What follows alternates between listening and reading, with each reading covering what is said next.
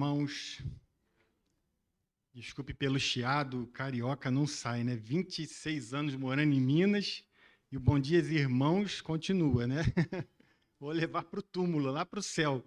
O pessoal no céu fala carioquês lá. Quem quiser abrir a sua Bíblia em Colossenses, capítulo 1, nós vamos fazer uma reflexão nos versículos de 13 até o 23. Vamos refletir sobre esse texto, mas nós vamos estar falando em outros textos também dentro da palavra de Deus, usando outros textos aqui nessa reflexão. Vamos orar antes, irmãos, para a gente iniciar? O quê? Não estou ouvindo. Colossenses capítulo 1, versículos 13 ao 23. Oremos, irmãos. Pai, obrigado, Senhor, por esse momento tão precioso que o Senhor nos possibilita vivermos. Obrigado porque estamos aqui em família. Obrigado porque arrumamos a casa e o Teu Filho habita em nós e nós estamos nele, Pai, que é a videira verdadeira e não há como não se emocionar quando se fala do Teu Filho, Pai. Obrigado, porque é um privilégio nós estarmos enxertados nele. Que nós possamos frutificar nele, através dele, por ele, para ele, Pai. Obrigado, Senhor, é um privilégio. Fala aos nossos corações nessa manhã, em nome de Jesus, amém, Pai. Não tem como se emocionar, né? Quando a gente fala de Jesus, é muito bom, irmãos. E nós vivemos em uma cultura onde nós ouvimos falar de vários Jesus, vários Cristos. Existem várias fontes por aí que dizem que são Cristos, e nós, como servos dele, nós sabemos identificar quando esse Cristo é verdadeiro ou quando não é.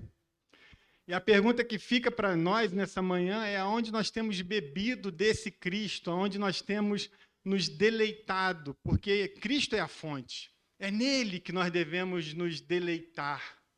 Nós não devemos simplesmente procurar em Cristo o nosso crescimento espiritual ou nos esforçarmos tanto para isso. Nós precisamos mais nos deleitarmos nele. Porque cada um que está aqui, que tem Jesus no seu coração, já tem tudo o que precisa. Nós só precisamos de uma coisa, nos deleitar nele. Porque ele é a fonte de todo prazer, ele é a fonte do deleite, ele é a fonte do amor. E nós, às vezes, amamos as coisas erradas, nós idolatramos as coisas erradas, mas Cristo é a fonte, e ele é a fonte verdadeira. E é interessante que, no texto que nós vamos ler daqui a pouco, fala sobre a igreja de Colossos, e existiam muitas heresias tentando entrar e influenciar essa igreja naquela época. E por isso Paulo os adverte através dessa epístola, dessa carta, que nós iremos ler. Então, o que tem nos influenciado como fonte nos dias atuais onde nós vivemos? As ideologias que vêm de fora da igreja, ou até mesmo de dentro de algumas igrejas, em muitos casos. E a doutrina pura e simples, do cristianismo puro e simples. Eu tenho um livro chamado Cristianismo Puro e Simples, do C.S. Lewis, está na prateleira lá, que eu tenho que ler ainda, mas eu não posso indicar para os irmãos que eu ainda não li. Mas vindo de C.S. Lewis, deve ser muito bom, né? Eu estarei lendo mais para frente, aí, se Deus permitir. Mas nós temos deixado Cristo, que é a cabeça da igreja, nos guiar? Nós temos feito isso? Ou temos deixado heresias e vozes que destoam do verdadeiro evangelho fazer isso? Como que nós temos reagido? Em João capítulo 14, versículo 6, fala assim: respondeu-lhe Jesus, eu sou o caminho e a verdade e a vida. Ninguém vem ao Pai senão por mim. Essa é a verdade que nós temos que nos deleitar. É a fonte é Cristo. Ele é a verdade, ele é o caminho. E nós estamos no caminho, o caminho que é Cristo. Essa fonte, Jesus Cristo, antes de nós a conhecermos, era uma fonte por nós, era fonte de salvação. Era Jesus por nós. Ele era a fonte de salvação. Agora que nós estamos nele, enxertados nele, no caminho, Jesus está em nós. Ele é fonte de satisfação. Busque a sua satisfação em Jesus Cristo. Se você começar a buscar a sua satisfação nos seus filhos, na sua esposa, na sua igreja, no seu irmão que está aqui pregando, você vai ficar desiludido. Mas em Cristo isso jamais vai acontecer. Então, Ele é a fonte de toda a verdade, Ele é a fonte de toda a satisfação. E por isso que Paulo nos alerta sobre a necessidade de mantermos as nossas vidas voltadas para o Senhor, no caminho, fugindo de falsos ensinamentos e filosofias. Em Colossenses, capítulo 2, versículo 8, fala assim: tende cuidado para que ninguém vos faça presa sua, por meio de filosofias e vãs sutilezas, segundo a tradição dos homens, segundo os rudimentos do mundo, e não segundo a Cristo. É nele que nós devemos nos deleitar, ele é a fonte. Essa é uma questão tão importante que nós devemos ficar muito atentos, porque nos dias atuais em que nós vivemos, existem muitos agentes que estão querendo buscar a nossa atenção e até mesmo a nossa devoção. Então, para que nós possamos nos voltar para Cristo, nós devemos entender que Ele é a fonte. Nós devemos buscar nele, porque outras fontes não são a verdade. E elas vieram para nos desviar de Cristo, do caminho. Para você entender isso, nós não precisamos ir muito longe, basta um clique no Google para verificarmos que a nossa atenção é disputada a cada link que visitamos, a cada mídia social que frequentamos. Eu já falei isso em outras pregações, não vou me repetir. Ou acessarmos os streaming da vida que existem por aí, ou outras com a sua enxurrada de doutrinação infiltradas nas séries, nos documentários, nos filmes, etc.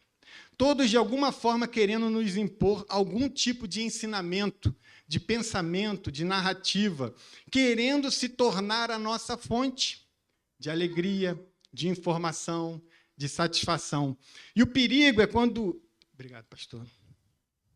E o perigo é quando isso entra em nossas vidas, nos moldando a imagem e semelhança deste século. E ele tem força para isso, e não a imagem e semelhança de Deus, de Cristo. Nessa reflexão, nós iremos responder a essa questão ao olharmos para as Escrituras Sagradas, na carta de Colossenses, e principalmente ao olharmos com a lente da Bíblia para dentro de nós mesmos. Perceber essa questão não é fácil, mas mais difícil ainda é sermos sinceros o bastante para admitir e nos voltar para o único que deve ser a fonte de amor, fonte de adoração. Não é tempo de qualidade, não é nada disso. É vida de qualidade. Com Cristo, nós não vamos ter um tempo de qualidade, nós vamos ter a vida inteira imerso nele de qualidade, em benefício de nós mesmos e daqueles que estão ao nosso redor. E agora nós vamos para a leitura do livro de Colossenses, no capítulo 1, dos versículos de 13 a 23. E os irmãos assentados mesmo como estamos, vamos fazer a leitura da sua palavra. Diz assim: ele nos libertou do império das trevas e nos transportou para o reino do Filho do seu amor, no qual temos a redenção, a remissão dos pecados. Este é a imagem de Deus, do Deus invisível, o primogênito de toda a criação, pois nele foram criadas todas as coisas, nos céus e sobre a terra, as visíveis e as invisíveis, sejam tronos, sejam soberanias, quer principados, quer potestades, tudo foi criado por meio dele e para ele. Ele é antes de todas as coisas, nele tudo subsiste. Ele é a cabeça do corpo, da igreja. Ele é o princípio, o primogênito de entre os mortos, para em todas as coisas ter a primazia. Porque aprouve a Deus que nele residisse toda a plenitude. E que, havendo feito a paz pelo sangue da sua cruz, por meio dele, reconciliasse consigo mesmo todas as coisas, quer sobre a terra, quer nos céus. E a vós outros também, que outrora éreis estranhos e inimigos no entendimento pelas vossas obras malignas, agora, porém, vos reconciliou no corpo da sua carne, mediante a sua morte, para apresentar-vos perante ele santos, inculpáveis e irrepreensíveis, se é que permaneceis na fé, alicerçados e firmes, não vos deixando afastar da esperança do evangelho que ouvistes e que foi pregado a toda criatura debaixo do céu e do qual eu, Paulo, me tornei ministro. Que leitura, né, irmãos? Eu li essa passagem já com o coração apertado ali, de tão lindo que é você ouvir sobre Jesus Cristo, e quando cantou aqui esse último louvor também, eu senti muita presença do Senhor. Falar do Senhor Jesus é maravilhoso. E essa epístola ou carta, ela foi escrita dentro de uma prisão, assim como outras cartas que foram denominadas as cartas da prisão. E na primeira prisão do apóstolo Paulo, em Roma, foram escritos Efésios, Filipenses, Colossenses e Filemão, durante a terceira viagem missionária de Paulo. Paulo estava preso e ele estava refletindo sobre as coisas de Deus e escrevendo essas cartas maravilhosas que nós lemos. Às vezes vem uma dor de cabeça e você já quer praguejar contra Deus, já não quer mais saber de ler a Bíblia, já não quer mais saber de orar. E esse homem estava preso e ele escreveu pérolas tão lindas como essa e tão maravilhosas como essas que nós vimos que ele escreveu na sua prisão ali em Roma. Lembra da minha última reflexão? Não lembram, né? Mas eu usei esse texto de Atos, capítulo 24, onde Paulo é enviado para Roma.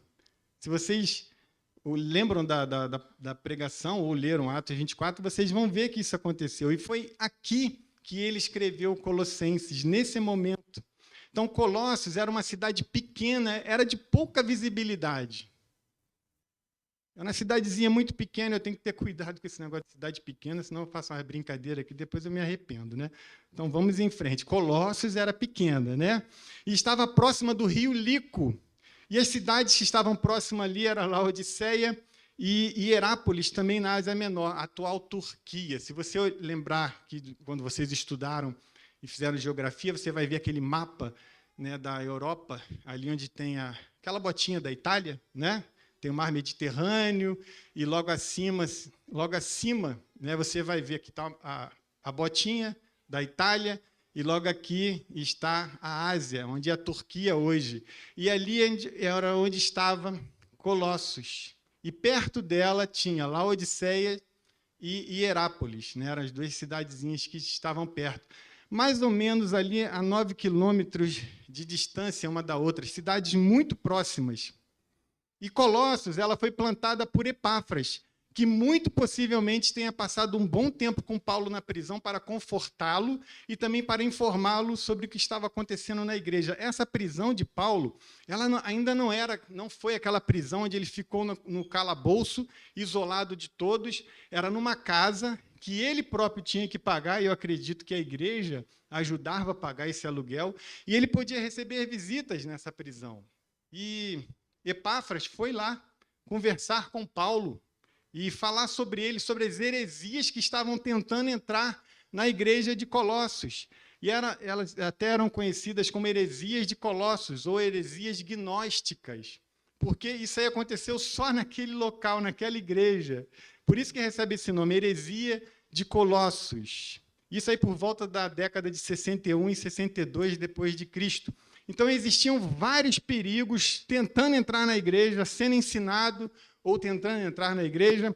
E esses perigos eram o gnosticismo, o legalismo, o misticismo e o ascetismo. Mas os dois primeiros que eu falei, o gnosticismo e o legalismo, são os que são mais importantes para nós nessa manhã. Depois, em outra oportunidade, a gente pode até falar sobre o misticismo e o ascetismo. Mas o gnosticismo e o legalismo foi o que praticamente levou Paulo a escrever esse primeiro momento aqui da carta dele. O gnosticismo fala que a salvação era alcançar a salvação, né, por meio de um conhecimento secreto, dado apenas a algumas pessoas. E o legalismo ele estava ligado ali ao judaísmo, às práticas judaizantes, porque muitos judeus creram em Jesus Cristo, se tornaram cristãos e queriam trazer aquela bagagem cultural e religiosa deles para a igreja. Mas isso já não era mais necessário. E o apóstolo Paulo fala sobre isso. E o gnosticismo, ele dizia, além de outras coisas, que Cristo seria uma espécie de demiurgo. E o que é isso, um demiurgo? É um Deus criado dentro de uma filosofia platônica, um Deus de segunda classe. Alguns estavam pregando isso para a igreja de Colossos, para os colossenses. Pois para eles o mundo espiritual era perfeito e o mundo material não era decaído, era imperfeito. Então, como que um Deus perfeito poderia vir habitar no meio de um mundo material, sendo que ele era Deus? E então eles criaram essa figura de um Deus fraco, um Deus debilitado, que aí sim ele poderia estar no meio de nós, seres humanos, e não como um Deus todo-poderoso, o imaterial junto do material. Por isso eles criaram essa figura do demiurgo. E essa heresia, ela era muito perigosa. E Paulo, no decorrer da carta dele, principalmente nesses versículos que nós lemos, ele vai mostrar a supremacia de Cristo e que ele é a imagem de Deus e também a cabeça da igreja. Durante toda a leitura você vai ver que essa carta de Colossenses, ela fala sobre isso, que Cristo é a cabeça. E Colossenses é muito parecido com Efésios, mas o que difere essas duas cartas é que Efésios fala sobre o corpo, que é a igreja, e Colossenses fala sobre Cristo, que é a cabeça da igreja. Essa é a ênfase do livro de Colossenses. Então, vejamos, Cristo é a imagem do Deus invisível. Nos versículos de 13 a 20, Paulo enfatiza essa perfeição de Cristo, um reino centrado em Cristo, rebatendo os gnosticistas. E no comentário expositivo do Novo Testamento, diz o seguinte, um comentário, Comentário expositivo do Novo Testamento. Diz que esse trecho, de 13 a 23, ele é um hino, é o canto da supremacia, que talvez tenha sido cantado por esses irmãos na igreja de Colossos. Muito possivelmente isso tenha acontecido. E Paulo coloca aí nos versículos de 13 a 23 esse canto da supremacia. É um hino, e é por isso que às vezes a gente se emociona tanto, por causa das estrofes ali bem colocadas, e o jeito de se escrever um hino acaba nos emocionando e falando de Cristo também. Sempre que eu leio, eu fico totalmente rendido pela beleza do nosso Senhor Jesus Cristo. Irmãos, não existe coisa mais bela. Jesus Cristo é tudo que nós precisamos. Nós já temos Ele. Nós só precisamos usufruir dele. Nós não precisamos de mais nada. Aqui é ressaltada a perfeição de Jesus para rebater os argumentos dos gnósticos, mostrando o quanto Jesus está acima de qualquer outro ser. Não há nada e nem ninguém como ele. No versículo 15 fala assim: este é a imagem do Deus invisível, o primogênito de toda a criação. Em Gênesis, capítulo 1, 26, fala que nós também fomos feitos à imagem e semelhança de Deus. Mas, devido ao pecado, essa imagem ela ficou distorcida. E, por isso, nós vemos tantas desgraças acontecerem no mundo. Você liga a internet, antigamente falava liga a televisão, mas são poucos que tem. Lá em casa até já arranquei o fio da televisão, lá nem tem mais, aquele cabo coaxial. Então, você liga a internet e só vê desgraça. Cada coisa que eu não tenho nem coragem de falar aqui, sinceramente, irmãos. Eu vi um vídeo outro dia, uma senhora fez com o tio dela aí que faleceu, que eu não tenho nem coragem de contar o que essa moça fez lá com o tio dela, porque eu não tenho conhecimento de toda a história, então não posso falar nada aqui, não ser até mesmo leviano. Mas a maldade humana, ela é terrível. E se você pensa numa maldade, o ser humano pode fazer algo bem pior do que você jamais pensou e do que você jamais imaginou. Então, nós não somos mais o que deveríamos ser. A imagem de Deus em nós ficou deturpada. Mas Cristo é a imagem perfeita. Em João, capítulo 14, versículo 9, Jesus fala o seguinte: Felipe, há tanto tempo estou convosco e não me tens conhecido? Quem me vê a mim, vê o Pai. Como dizes tu, mostra-nos o Pai? Felipe perguntando para Jesus, e Jesus falou: olha, você não está me vendo, eu estou caminhando contigo, dia após dia. Eu sou parte da Trindade, eu sou a Trindade, estou na Trindade. e que nos foi revelado por meio do seu ministério aqui na terra. Ele é o novo Adão, Jesus Cristo, perfeitamente perfeitamente Deus, né? Ele não foi criado. E é até interessante que quando fala aqui sobre a primazia de Cristo, na criação não quer dizer que ele foi criado antes da criação, não. Quando se fala da primazia é porque ele já existia. Então é esse sentido desse versículo. Ele é o primogênito por direito de antiguidade. Jesus já estava aqui quando a criação foi criada, quando ela já foi totalmente concluída, e ele sempre esteve porque ele é Deus, ele participou da criação. E assim como aconteceu ali com Jacó e com Esaú, que trocou a sua primogenitura por um prato de lentilha, sendo Esaú ainda sendo primogênito, apenas porque nasceu antes de Jacó. Então, quando ele trocou a sua primogenitura, eu fico pensando, por um prato de lentilha, você troca algo que era tão importante. Nós, seres humanos, fazemos muito isso. Nós trocamos o santo pelo profano, nós trocamos a comunhão com os irmãos por momentos que às vezes não vale a pena, nós trocamos coisas que são de Deus por coisas que não são de Deus com muita facilidade. Mas Cristo, ele é o primogênito de toda a criação, porque ele já estava aqui. Ele é eterno, ele não foi feito como os gnósticos acreditavam. Ele foi criado como um Deus menor para poder vir habitar no nosso meio e trabalhar conosco, porque o Deus perfeito não poderia. Mas Cristo é 100% Deus e 100% homem. Nele não havia pecado nenhum e ainda não há pecado nenhum. E os ensinos hereges dos gnósticos sobre a pessoa de Jesus Cristo, eles deviam ser totalmente rechaçados. Jesus não era um Deus menor, um demiurgo. E quem citou isso não fui eu, foi Jonas Madureira. Eu ouvi numa palestra dele, ele estava falando sobre demiurgo, que era um Deus menor. Mas Jesus, ele faz parte da Trindade e está reinando à direita do Pai. A imagem de um Cristo sofredor, sem formosura, que não tinha onde reclinar a cabeça, isso ficou para trás, irmãos. O pastor pregou alguns tempo atrás sobre algo bem parecido isso. No momento da pregação dele, ele falou isso, né? Que Jesus, essa imagem do Cristo sofredor, sem formosura, ficou para trás. Agora ele reina, ele ressuscitou, e os colossenses deveriam, de uma vez por todas, entender isso. O nosso Cristo é um Cristo vencedor. O nosso Cristo é um Cristo todo-poderoso. É um Cristo que habita em nós, habita em cada um que está aqui, que o tem como seu Salvador. Nós só precisamos nos deleitar nele. O nosso Senhor Jesus é o nosso general e ele está reinando. E por que isso é tão importante? Porque a imagem errada de Jesus, ela é antibíblica e ela não deixará que nós sigamos no caminho, sendo que ele nos designou para sermos. Se nós ficarmos com uma imagem errada de Jesus, bebendo em fontes erradas, nós vamos ter a visão de um Cristo imperfeito. Mas quando nós vamos nas Escrituras, nós lemos, nós meditamos, nós oramos e nós buscamos a Deus com sinceridade de coração, Cristo se revela a nós, porque Ele está em nós. Ele está em cada um de nós e habita nos nossos corações.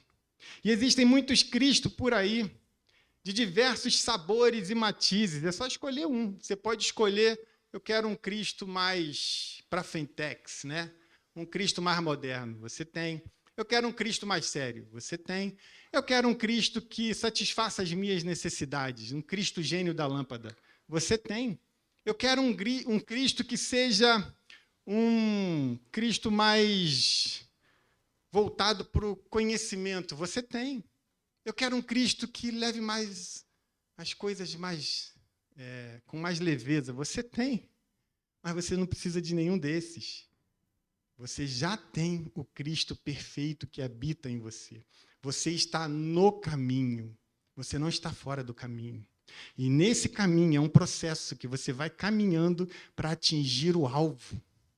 O alvo que é ser um crente maduro, é ser semelhante a Jesus Cristo. Em Colossenses, no capítulo 1, versículos 9 e 10, fala assim: por esta razão também nós, desde o dia em que ouvimos, não cessamos de orar por vós e de pedir que transbordeis de pleno conhecimento da sua vontade em toda sabedoria e entendimento espiritual, a fim de viverdes de modo digno do Senhor, para o seu inteiro agrado, frutificando em toda boa obra e crescendo no pleno conhecimento de Deus. Apóstolo Paulo fazendo uma oração, porque ele abre a carta aos Colossos dessa forma, fazendo uma oração por aqueles irmãos, e ele fala assim: eu peço que vós transbordeis em pleno conhecimento da vontade de Deus, da vontade de Deus, e em toda sabedoria e entendimento espiritual. É de onde vem, é essa fonte, irmãos, que nós temos que buscar. É na Bíblia Sagrada, é nela que nós temos que buscar esse pleno conhecimento da vontade de Deus. Não existe outro lugar, não existe outra literatura, não existe outro conhecimento, não existe outra cátedra, é somente em Jesus Cristo. A fim de quê? O apóstolo Paulo fala, a fim de viverdes de modo digno diante do Senhor. Nós precisamos viver de modo digno. Quando nós andarmos na rua, as pessoas têm que ver alguém digno, alguém que dá bom testemunho, alguém que é Cristo andando na rua. E para que isso? Para o inteiro agrado de Deus, porque Deus se agrada nisso, quando nós buscamos Ele de coração. E nós vamos frutificar em toda boa obra, crescendo no pleno conhecimento de Deus. Essa é a fonte correta. É aqui que nós temos o pleno conhecimento de Deus. Muito cuidado com a fonte aonde vocês vão buscar conhecimento. Ouçam tudo, mas retenham o que é bom. Saibam discernir o que você está lendo que vem de Deus e o que não vem dele. Depois de um tempo na caminhada, isso se torna até natural, né? Mas o Espírito Santo, até no crente mais novo, se você der espaço para ele, ele vai te mostrar que aquilo não é bom e que aquilo não agrada ao coração de Deus. É inadmissível que um cristão caminhe fora de Cristo, fora do caminho. Não tem como. Pense num caminho. Você está no caminho. Pense numa estrada. Você está na estrada. Um cristão não pode estar fora, à margem. O cristão não pode ser um marginal no sentido espiritual da palavra. Nós temos que estar no caminho, caminhando rumo a essa maturidade. E alguém pode dizer assim, mas eu nasci assim. Porém, Jesus disse, lá em João capítulo 3, versículo 3, na verdade te digo que aquele que não nascer de novo não pode ver o reino de Deus. Você nasceu de novo. Você está no caminho que é Jesus Cristo. E nós somos diferentes e assim nós devemos ser. Diferentes sim, estranhos não, né? Não é, ou você é crente, é cara estranho, né? Alguns podem até falar isso, mas você pode entender como diferente. Eles vão fumar e você não vai fumar. Eu estou falando aqui de costumes, né? Mas quando Cristo vem, sabe o que acontece, irmãos? Quando Cristo vem, você não vai receber aqui um pode ou não pode. Conforme você vai caminhando com Cristo e a presença dele vai te enchendo e você fica buscando, você está imerso nele, caminhando no caminho, tudo que não for dele vai te incomodar. Você não vai pecar. Eu não sei quem ouvi falar sobre isso, não posso dar os créditos, mas você não vai pecar gostoso, sabe aquela, como foi bom pecar. Não. Você vai pecar, pode até ser doce como o mel, mas daqui a pouco vai ser igual fel. Vai ser um amargor.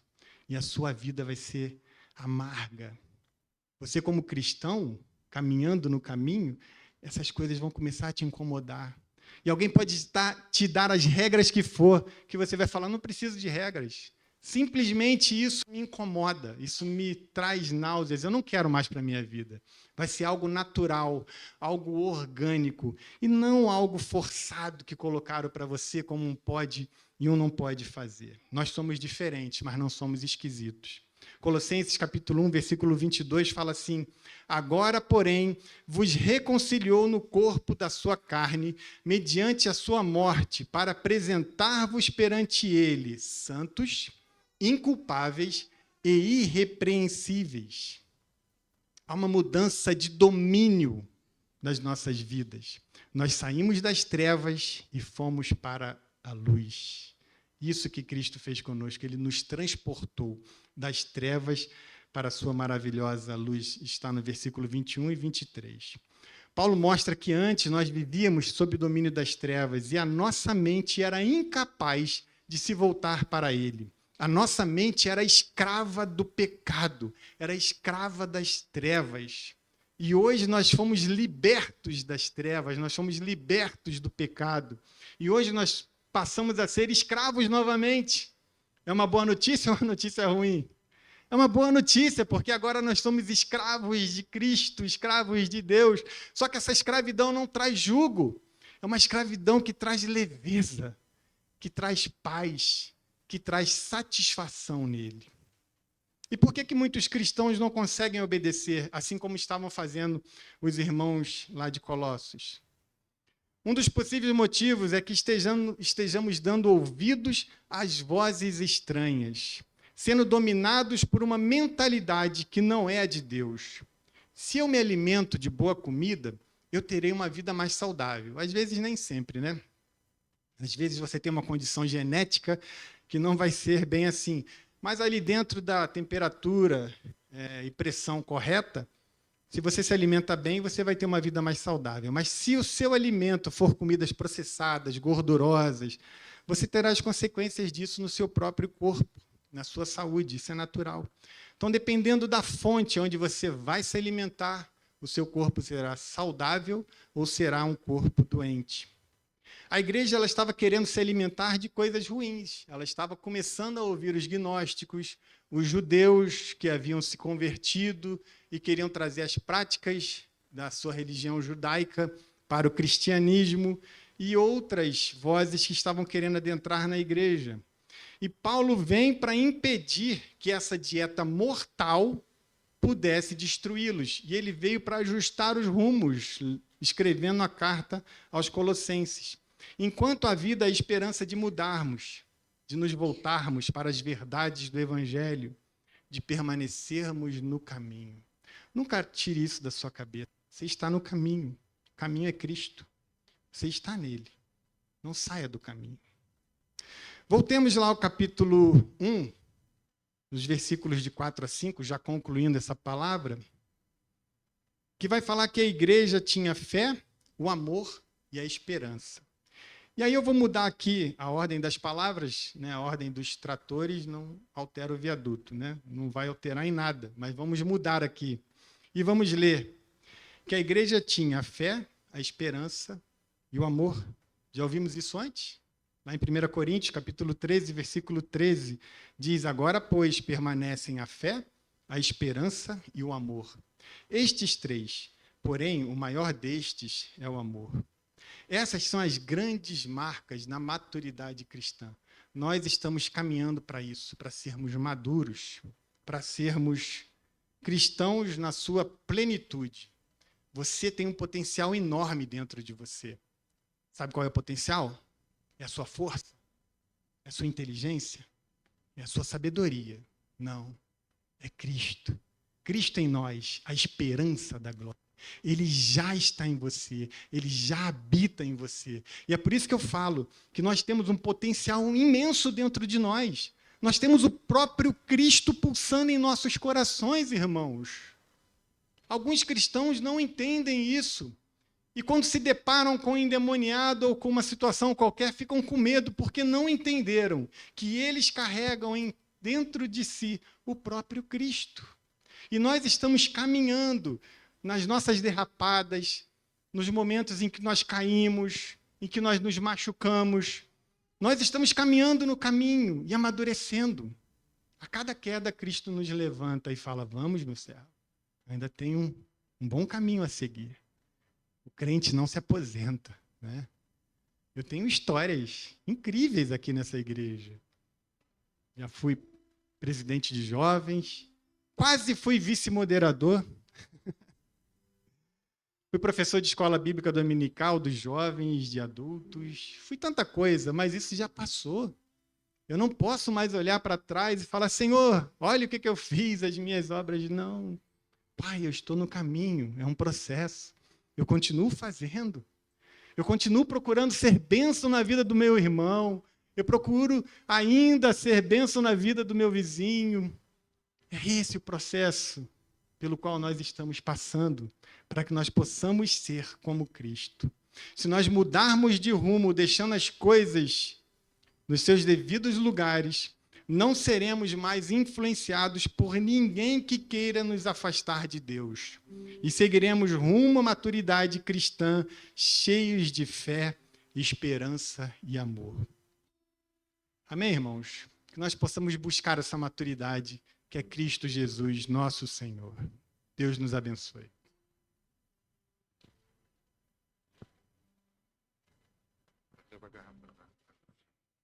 Ganhou a garrafa d'água. Obrigado pela palavra, uma palavra muito abençoadora, que fala aos nossos corações. Quero até dizer para os meus alunos que muito daquilo que nós estudamos hoje sobre regeneração apareceu nos flashes aqui, né? Inclusive pisar na cabeça da serpente.